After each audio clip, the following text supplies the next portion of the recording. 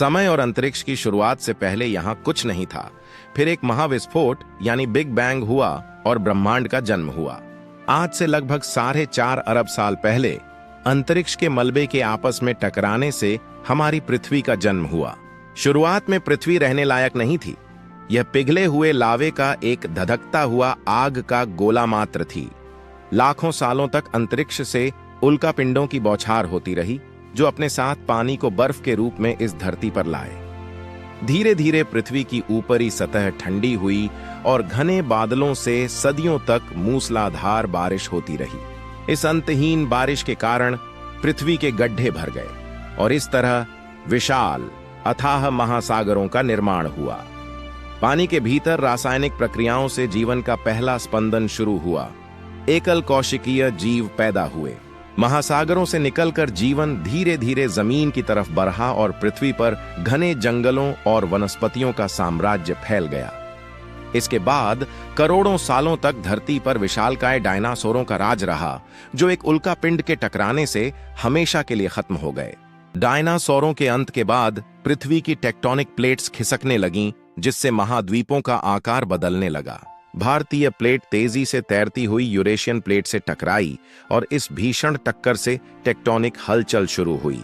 इसी महाटक्कर के कारण दुनिया के सबसे ऊंचे पर्वत हिमालय का जन्म हुआ, जिसने भारत के मौसम को हमेशा के लिए बदल दिया।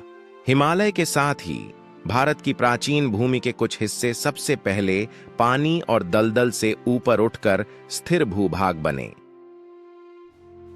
भूवैज्ञानिक शोध बताते हैं कि आज का जो बिहार है, उसकी चट्टानें और पहाड़ियां भारत के सबसे पुराने भूभागों में से हैं।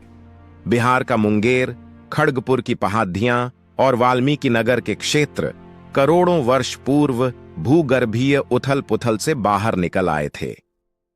इन पहाड़ियों के इर्द गिर्द महान गंगा और उसकी सहायक नदियों का प्राचीन स्वरूप बहने लगा, जिससे यह इलाका बेहद उपजाऊ हो गया।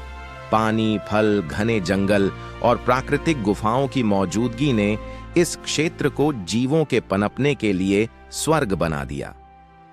भारत की यह भूमि अब पूरी तरह तैयार थी, एक ऐसे इतिहास के लिए जो आगे चलकर पूरी दुनिया को बदलने वाला था। इसी कालखंड में, जब दुनिया के कई हिस्से बर्फ से ढके थे, भारत की यह गर्म और उपजाऊ भूमि जीवन का स्वागत कर रही थी। दूसरी तरफ अफ्रीका के जंगलों में इंसानों के पूर्वज यानी होमिनिड्स पेड़ों से उतरकर जमीन पर चलना सीख रहे थे। लाखों वर्षों के क्रमिक विकास के बाद उदय हुआ होमो इरेक्टस का, जो सीधे खड़े होकर चल सकते थे। मौसम के बदलाव और भोजन की तलाश में इन शुरुआती मानवों ने अफ्रीका से बाहर का रुख किया और नए रास्तों की खोज की। नदियां उनकी मार्गदर्शक बनी और वे अरब प्रायद्वीप के रास्ते होते हुए धीरे धीरे भारतीय उपमहाद्वीप की सीमा में दाखिल हुए। भारत में कदम रखते ही उन्हें यहाँ सिंधु, नर्मदा और गंगा जैसी विशाल नदियों का मीठा पानी और अनंत भोजन मिला। पुरातात्विक खोजों से पता चलता है कि भारत में आदि मानव का आगमन लगभग 15 से 20 लाख साल पहले हो चुका था।